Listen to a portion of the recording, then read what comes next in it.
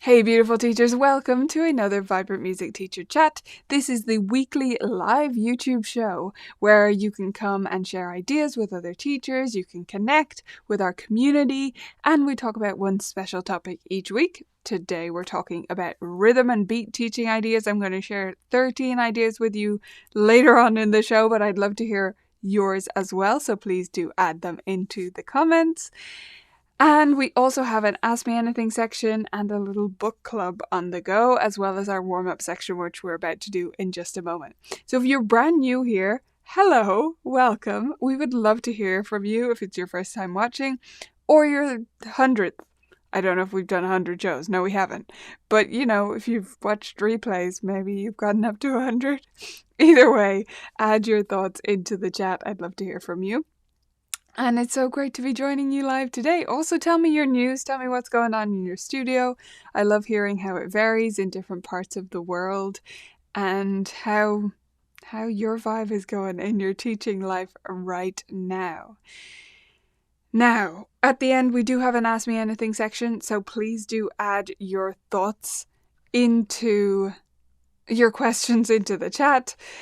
Just type the word question at the start. And speaking of questions, we need to choose our special snap camera for today. So I've got 3 choices for you. This is a fun little thing we do just to keep our Ask Me Anything sections a little bit more whimsical. So this is choice number 1. I've looked for Valentine's themed, love themed options. Snap camera. And this was one of the most interesting ones, I thought. So we've got the tattoos. So you can vote for the tattoos. You get to decide which one it is. We've got 3 to choose from today. So tattoos or sunglasses.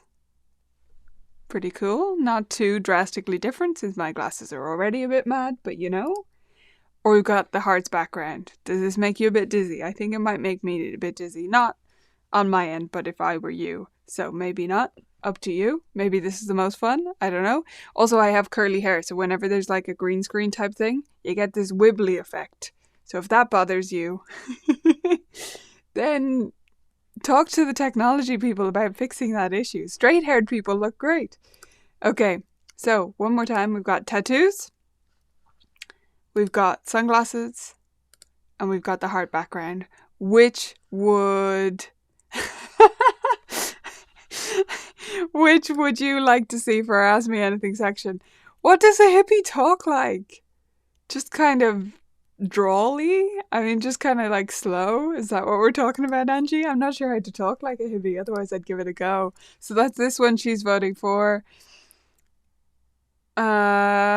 It's working out kind of even. Keep your votes coming in. I'll leave these on for a second. So this is just for our Ask Me Anything section. So add your question into the comments as we go through today's show. It doesn't have to be about rhythm and beat. It could be, but it can also be about anything at all. And I'm happy to take those at the end of the show. Far out, man. Right. What other phrases would I need to work in, Angie? You're going to have to get me a list. I feel like I can't properly tap into that vibe. Vibe? Is that a good one? Karen says the heart background. Oh, okay. It's looking pretty even for sunglasses and the heart background. So this is the heart background again. I think the sunglasses are just about winning. I like the tattoo too, Rachel, but people aren't voting for it. So I can't be this person today. I like the neck part. I think that's quite a nice touch. Looks like the sunglasses are winning. So this is where we'll be. This is what it'll look like when I answer your questions today. The more questions you ask, the longer I will look like this. So it's up to you how long I keep these sunglasses on my face. Groovy. You can keep adding your phrases as we get to that section. I'll do my best to incorporate them. Okay, here we go into our warm-up. Right hand on your heart. Left hand on your heart. Close your eyes. See, I had my eyes closed so I couldn't see you telling me you couldn't hear me. And breathe in for 5. 1, 2, 3, 4, 5. Breathe out for 5, 4, 3, 2, 1. Now do you feel centered? Oh. Is it gone again, really?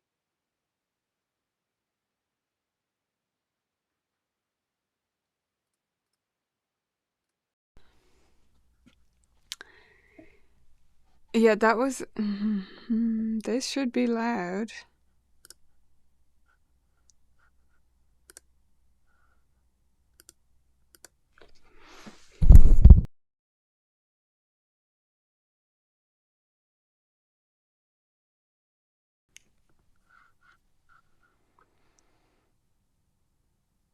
Now it's loud again? Okay. I don't know what was up with that, because I didn't mute anything. But anyway. Yeah, I switched back and forth, so that was the quiet bit. Okay. Let's just get into our rhythm railroad. Let's do it. Let's not waste any more time before doing this rhythm deliciousness. So we're going to practice first together. And it's going to be the actions. So the actions are dark blue is 2 hands, tapping on a table or on your legs. I'll just do mine in the air. The light green is foot, so stamp your foot or tap your foot. Yellow is your head. So let's practice together first. We go 1, 2, 1, 2, 1, 2, 1, 2, 1, 2, 1, 2, 1, 2, 1 and 2 and 1, 2, 1 and 2 and 1, 2, 1, 2. Okay, not too bad, I feel, this one. So if you just watch me do that, now you have to do it with the track, and that's going to be so much harder. So tough luck. We're about to do it with the track, but please try it. I want to really encourage you to try these exercises with me. If you've come to the show before and you've just sat there and watched me, just think about how much you ask your students to try new things. And yeah, you might be embarrassing yourself. I embarrass myself every week on YouTube because I mess them up. You're just at home looking at your cat. It's fine. Just try it and put yourself in your student's shoes for a moment. Okay, here we go. We're going to try it with the airplane track. So there's going to be a count-in for 2 bars, 2 measures. It's in 2/4, so that's just 4 beats, right? And then we'll give it a go. Are you ready?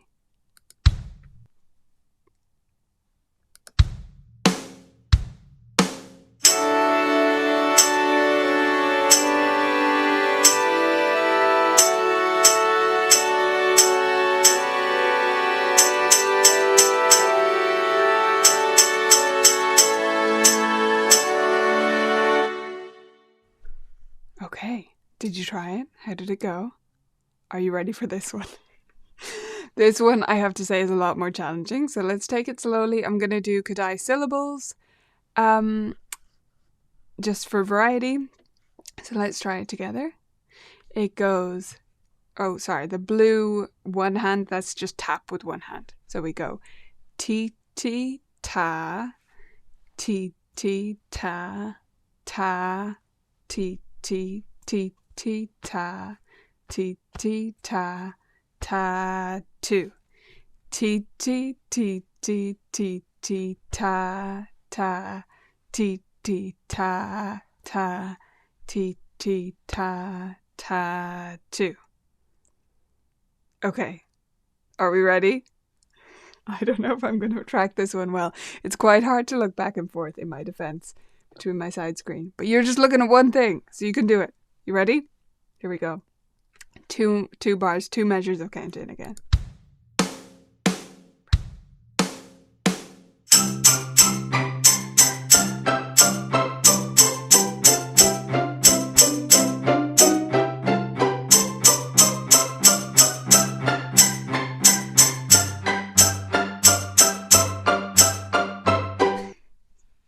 Don't you hate when you mess up the last one? I was okay until then. Let me know how you got on with that and whether you're enjoying doing this as a student every week on the show. So our next one is going to be our salsa track. We're just going to do one of these. I'm not going to sing. I'm going to do the actions in case you want to get used to those Kerwin hand signs. Not a necessary part of salsa, but it can be helpful. So if you want to get used to those, I'll include those. And this one starts with so. So this is so, by the way. And this is la, where it's going next. And the only other note in this level is mi. So it'll be that one. Are we ready? This one starts with the tonic chord and the solfa and then the count in. Whoops. Went forward.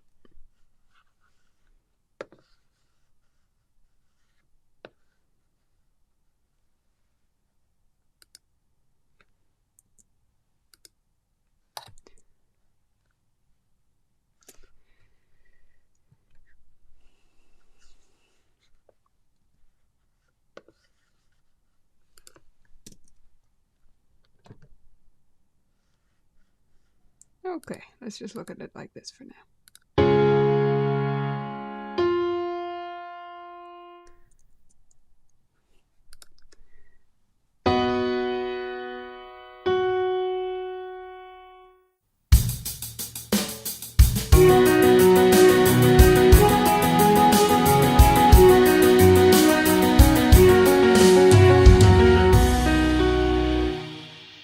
Okay, let me know how you feel about the singing ones versus the rhythm ones. Most of my students actually have a preference. Let me know what your students prefer, actually. I think that it's really interesting to see what our students prefer out of those, because some do prefer the singing and it might not be what you expect, but a lot of students actually love the singing component, I have found, especially since we've brought that back in after a period of not having it for quite a while.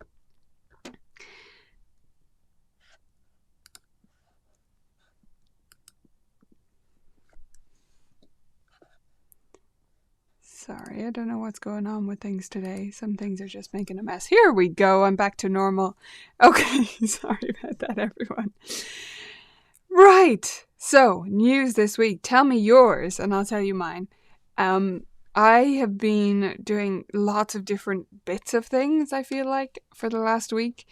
Our team is polishing up the course, which is coming out next week, which is called Arrange Again Repeat. That's going to come out inside Vibrant Music Teaching.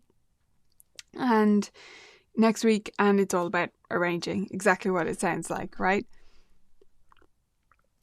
I've also been doing member calls today. Well, I had one this morning, and then there's another one in a couple of hours. So members who are watching, if you want to come along to that and meet other members on Zoom and have some little discussion pods, that's happening at 6 p.m. my time, which is less than 2 hours from as this is live.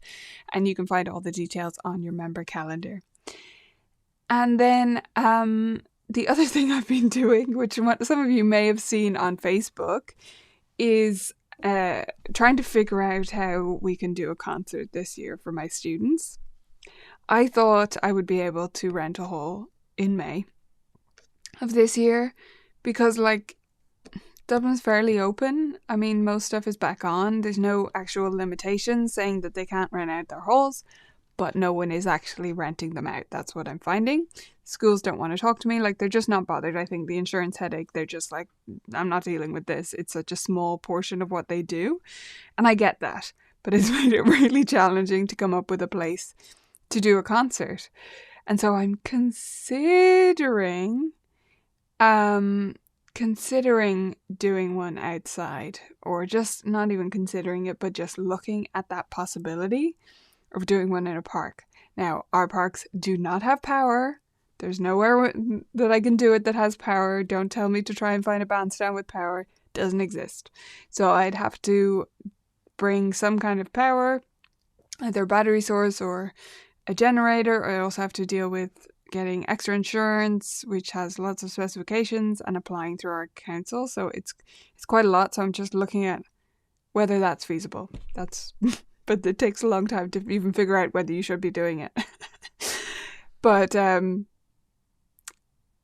yeah, that's what's been going on this week. It's been a bit of a mess trying to figure out whether that's possible or whether I should just go for the small little bubbled concerts in my home, the way I did it last time, which was Christmas. We'll see what happens. We have some fantastic stuff out though this week. So we have an article called A World Tour of Wonderful Piano Pieces. And we have a great article from Gareth, one of our guest writers this year, who's written about taking a virtual holiday with their students. So with your students. So that's a really interesting one. And our next week chat, by the way, is going to be 12 piano books you need on your shelf. So I'm doing a little theme here. We're doing 13 rhythm and beat games today. And then we're going to be doing 12 books next week. So I hope you'll join me back here for that one. But right now, we're going to talk about rhythm. So keep adding your thoughts about rhythm into the chat. I'd love to hear how you teach rhythm and beat and how you explain the terms as well, because I find that really interesting. People often have different analogies and things like that. and I will share with you my 13 different ideas for teaching these. All of these ideas work to teach the concept of rhythm versus beat, like what is the difference, and students to understand that, but they all also help students get better with rhythm and better with feeling the pulse or feeling the beat in music. So there are 13 different ideas, so let's dive right into the first one. The first one is called Switch Switch, and this comes from my course and book, which is called Rhythm in 5, the number 5. And that is available to Vibrant Music Teaching members inside the community. Now, the first 8 ideas are going to be variations on Rhythm in 5 ideas, so that's definitely a great place to look if you want to reinforce these. And as I go through all of these ideas, try to just pick out one that you might use with your students. Don't try and do all of them. Switch Switch is the first one. And this is where we're going to switch between the rhythm and the beat while listening to some music. So the normal way we do Switch Switch, we're switching between different note values, like crotchets and quavers or quarter notes and eighth notes. But in this case, we're going to do the beat or the pulse and then the rhythm and switch back and forth. In Switch Switch, you do it with your student and then you have some music playing. I suggest you use one of their pieces for several reasons. Number 1, they already know what the rhythm sounds like, so they can tap along with it. Number 2, they get to listen to it extra, which is great practice for their piece. Like, it's bonus practice time with listening to it. So doing this along with their pieces is just a bonus, but you can absolutely use like common pieces that they would know the sound of, or something new that they gradually get used to as you do it. So you're going to just simply do the rhythm along with this recording, and then when you say 1, 2, ready, switch, you're both going to switch to doing the pulse or the beat. And then you say it again and you switch back, and you keep switching between the two so that they get the difference. Idea number 2 is similar but different. I know these titles sound the same, but they are actually different. Swap Swap is where you and your student are doing a different thing. So I suggest you do this with something like our rhythm vocab cards, or any rhythm cards you have, or just write out a rhythm pattern on a whiteboard, on a piece of paper, and then have one of you do the beat and one of you do the rhythm, and then swap with each other randomly throughout. So you just say swap, and then they've to do the beat while you do the rhythm, all the while keeping the same tempo, right? So that is swap swap, and the first one was switch switch. Confused yet? Don't worry, there's 11 more ideas for you to get confused over. Remember just to pick out one that you think sounds really fun or super accessible or something your students need. So idea number 3 is a Q&A. People have many different names for this, call and response or whatever. I tend to call it question and answer. So this is where I play a phrase as a question, meaning it ends usually on the dominant or something like that, and then the student plays a phrase that ends on the tonic. And then we swap. Now, when I'm telling them to do a question, I just tell them not to end on do or the tonic, or la if it's in minor, whichever way you want to say that, or not to end on the home note if you want to keep it simpler.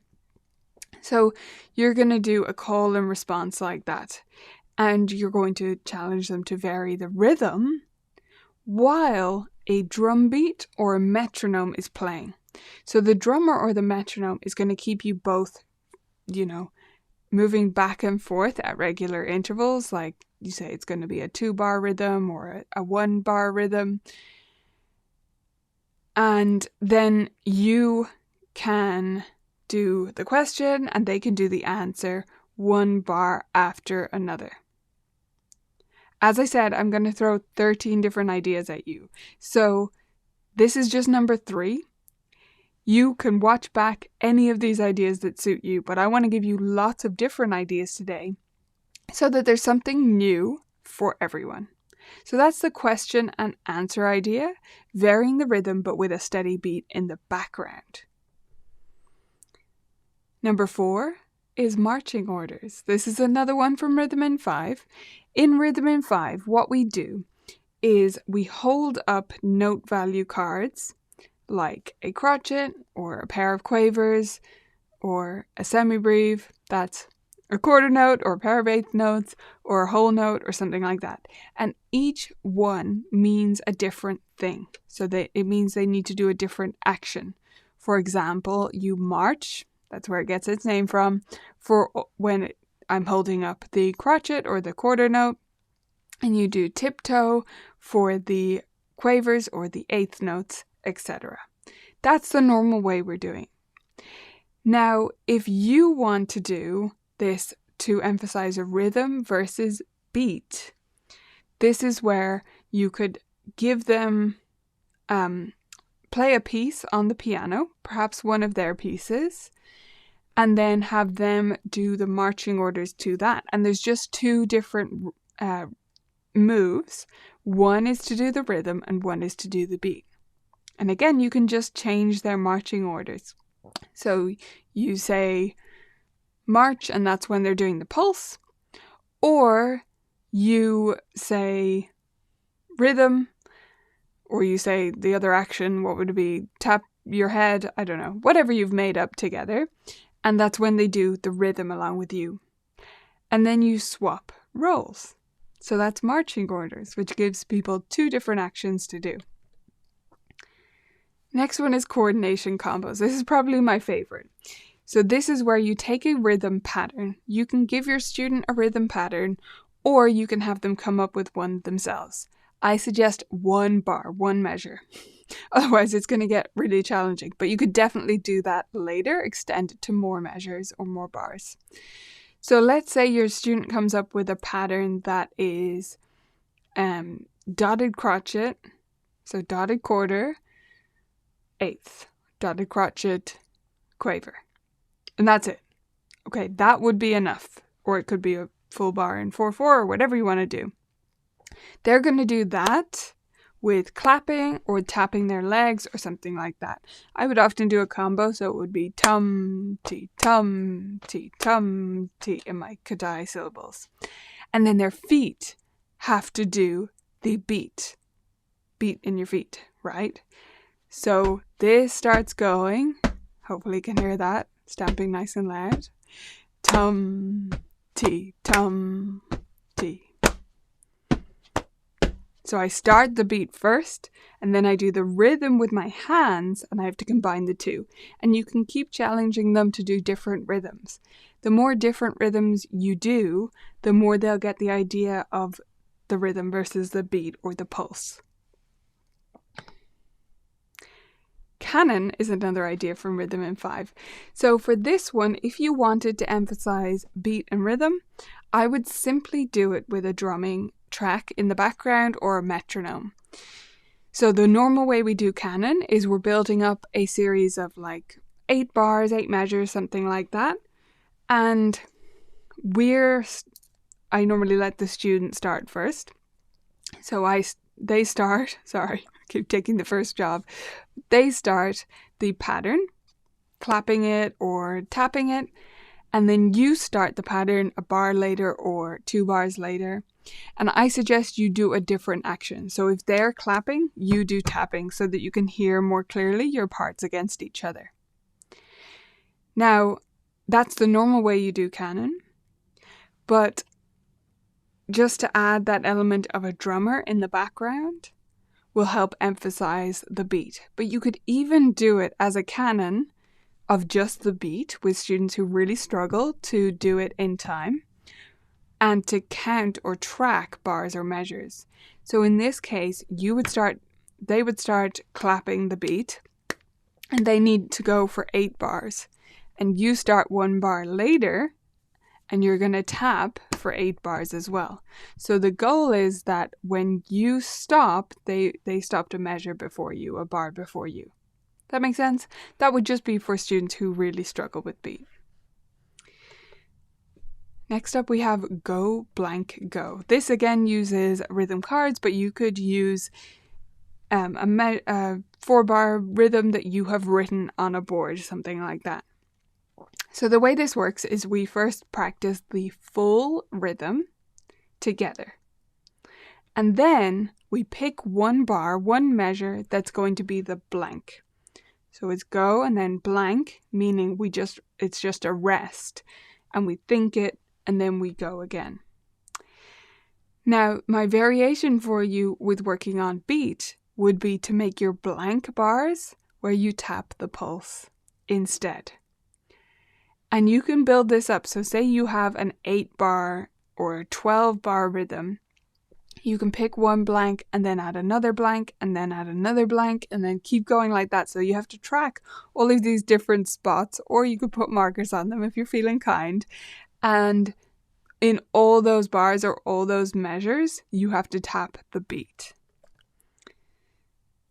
Next is favorite things. Many of you might do a variation on this because students love to tell you their favorite sports or their favorite foods or drinks or types of parties to go to. It can be anything.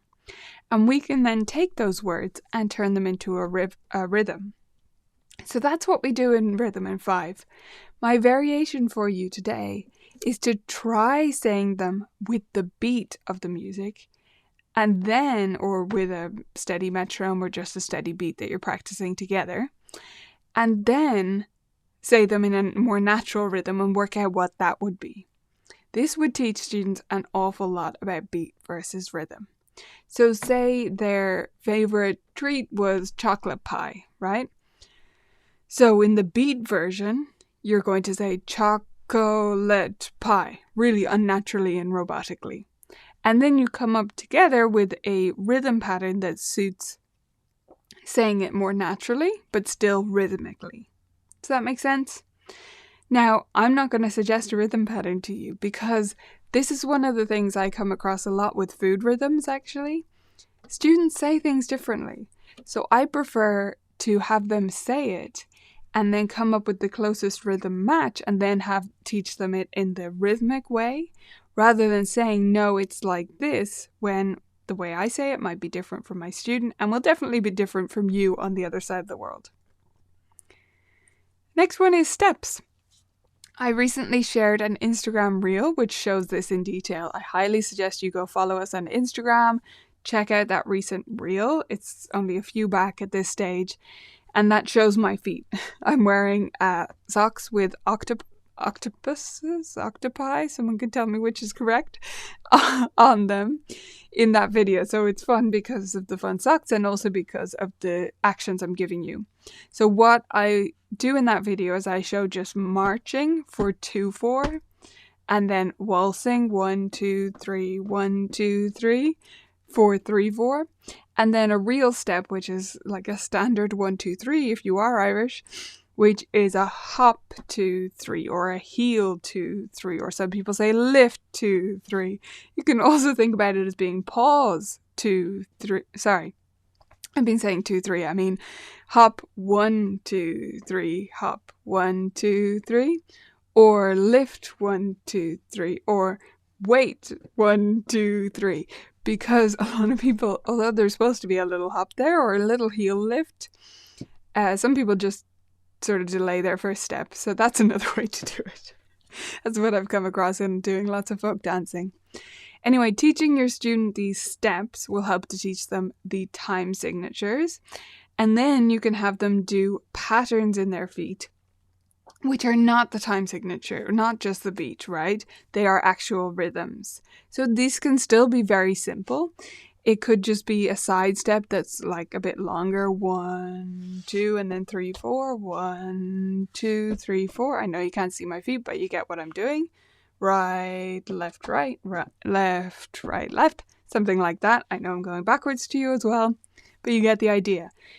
So to emphasize the difference between rhythm and beat, both could be part of dancing, but most standard dancing is based on moving to the beat, and then sometimes we fight against them.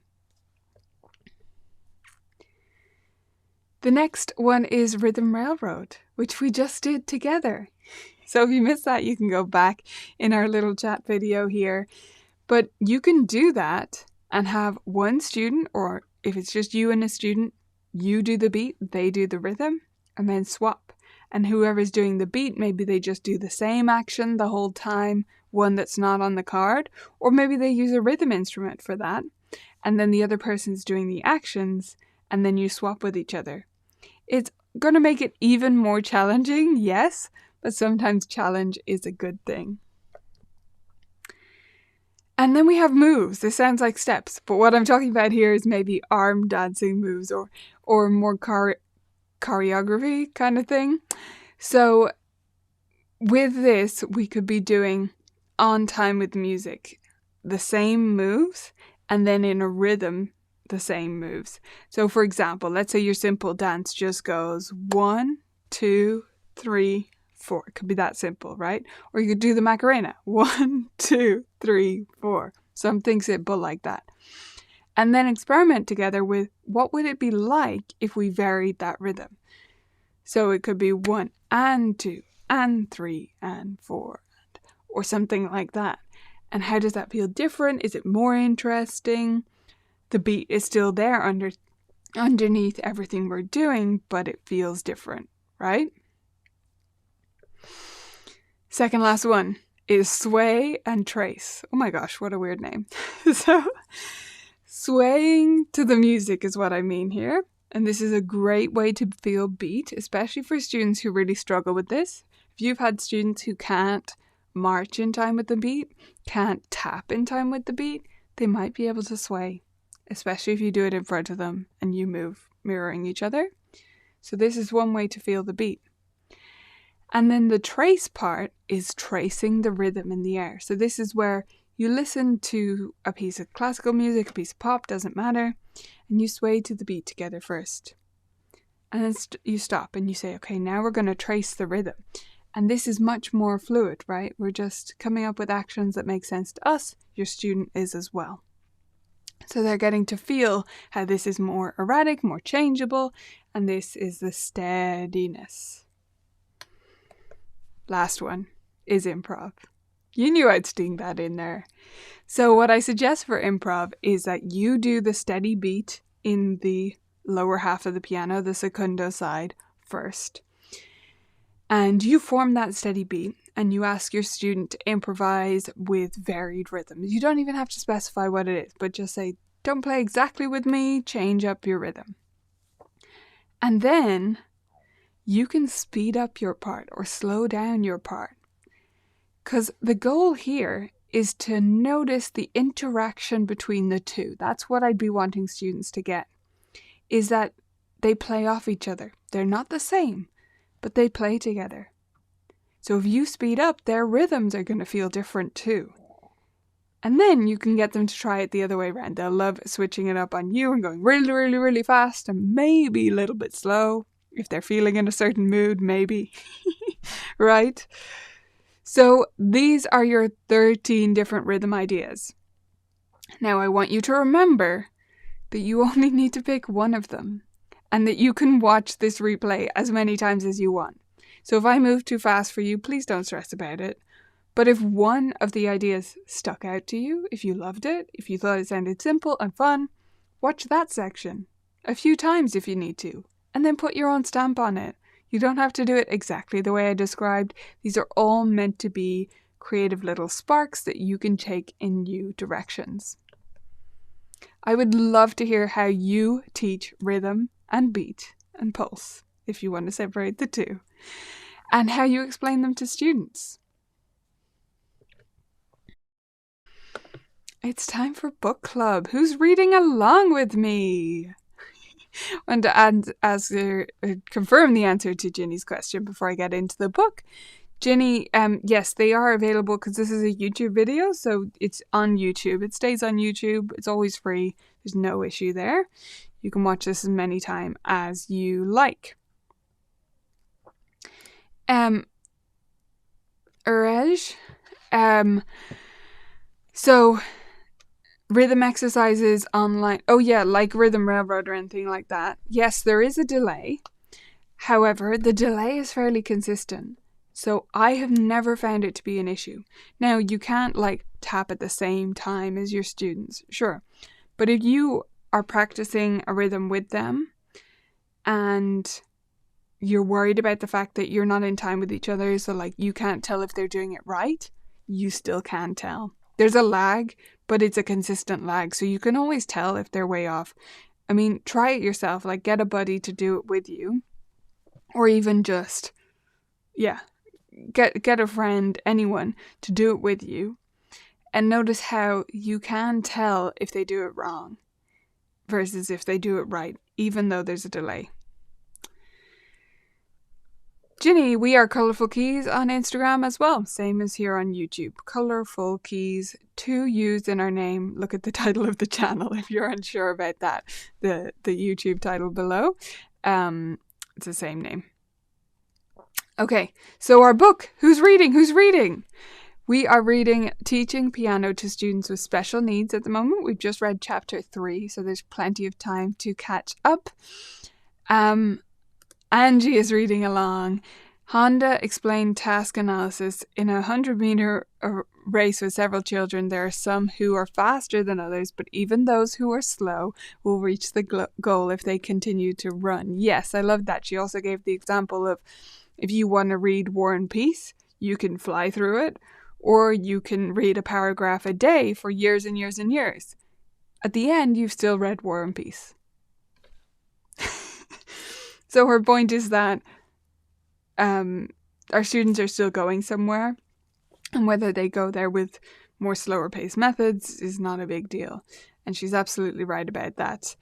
I really thought this chapter was where it started to fly. I mean, the first 2, she was kind of setting the stage, and now this is full of so many different foundational teaching things that I think if you're new to special needs teaching or teaching students with learning differences, that this will be really helpful for you, just to give you a few strategies.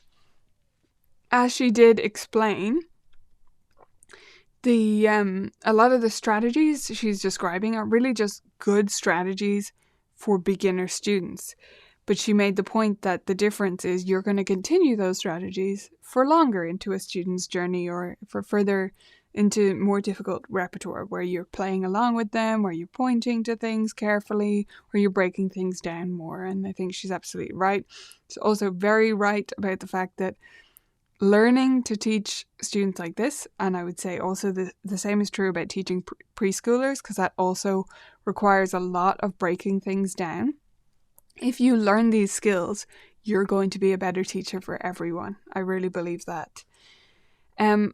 I did think it was interesting. She suggested not using scale books or exercise books or theory books with students with learning differences, special needs. And I think that's an interesting one.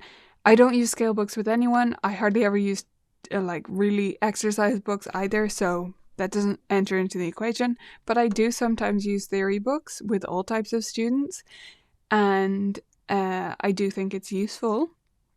And some of my students with, not so much maybe my students with ADHD, because the homework is taking them so long, like I have maybe stayed away from it with that, but some of my students who've been on the autism spectrum, or even my students with Down syndrome, have had a lot of enjoyment in those written exercises and the colouring sheets and things like that. So I don't think you should rule that out, but that's a small point of difference, I guess. And I think the overall reminder in the chapter was really useful about teaching students and providing enough challenge for every student. And we all need to hear that so many times, don't we? You need to be able to provide enough challenge, but not too much. And we need to hear it again and again, because it's so hard. We have to walk that tightrope between pushing the student a little bit. I don't even like the word push, but challenging them enough that it's interesting, engaging, and that they get further and further ahead. And then not pushing them so hard that it feels too difficult for them and that they end up thinking they don't have what they need to do this, when actually we just gave them too much at once.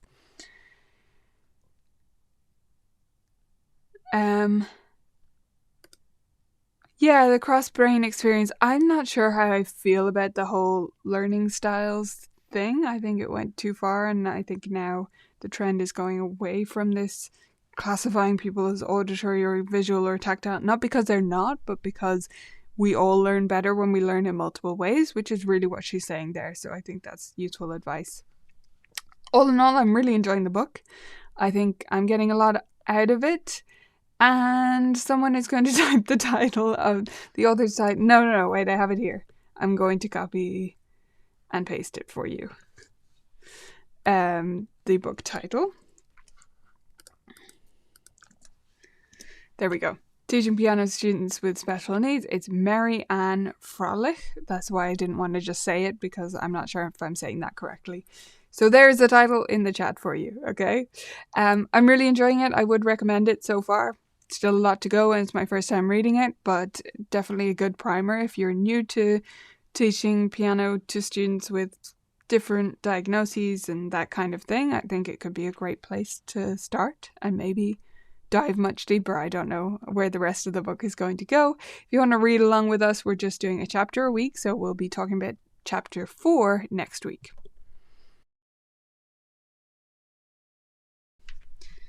Alrighty, I'm going to check for questions here and switch over to my snap camera, right? What am I doing? Why is my snap camera not on? There we go. Oh my gosh. Glasses. I shouldn't be saying gosh if I'm supposed to be a hippie. What would I say? Far out, as was mentioned earlier. Okay. Lee, what do I do about students who refuse to use the composer's fingering? I've told them it's the composer's gift to them to make it easier for the next hand position. Tends to be first voice. Okay, I'm not sure about that last comment, but anyway. Okay. I let the student decide. I do. I want them to be involved in it. So I get them involved in deciding on the fingering, and I give them other options for what you could do there. So let's say the composer has made a certain decision and there is another option. I demonstrate, okay, well, this works. This way might also work. Can you find another way that's as efficient or as good as that? And if not, pick between one of those two, right? Now, if there is no other option and that's the only one, and a student is really stubborn about this, one way to get students out of this is to have them finger every note. Now, this is a bit of a tough strategy, but it does work. So they have to write the finger number they're going to use on every note. Please don't confuse this with when people do that to help students read. I'm talking about students who can read perfectly well, but they don't strategically think about their fingering and they use different fingering every time. So have them write the finger above every single note, and then they have to stick to it. And you can do something silly with this, like you can get like an alarm sound, and every time they play a finger that is not supposed to be there, you hit the alarm and they have to start again, or something like that. You can get silly, but writing the fingering on every note often is enough to just highlight to them that, like, this matters. Oh yeah, I already answered that. Okay, we seem to be light on questions today, so I might not be keeping my hippie glasses on for any for that long.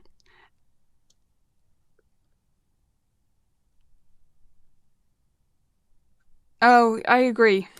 I don't like that. A bit ADHD, a bit OCD. People do that a lot as well. You're not a bit upset, like obsessive compulsive disorder. You might be a bit obsessive. That's absolutely fine. But you're not a bit OCD. That's a real problem. And it can be very serious for the people suffering from it. So I agree. We should use the terms appropriately and not appropriate them.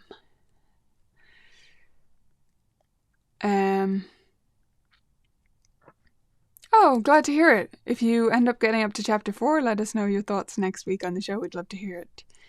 Okay, looks like I have one very important question yet left. I do not have a cat. Is it because I always give the example of staring at your cat? I don't know why I always say that. I've never had a cat. I'm not particularly a cat person. I've nothing against them. I love all animals, but I'm a dog lady, and I do have a dog, and his name is Tofu, and he is ridiculously adorable. And if he was a human, he might actually have ADHD. Not to appropriate that term, but seriously, this guy's all over the place, but he's adorable all the same. Okay, thank you all so much for joining me. It's been a pleasure as always. If you're a member and you want to come along to our call, it's just over an hour now, so maybe I'll see you there. And if not, I will see you back here next week.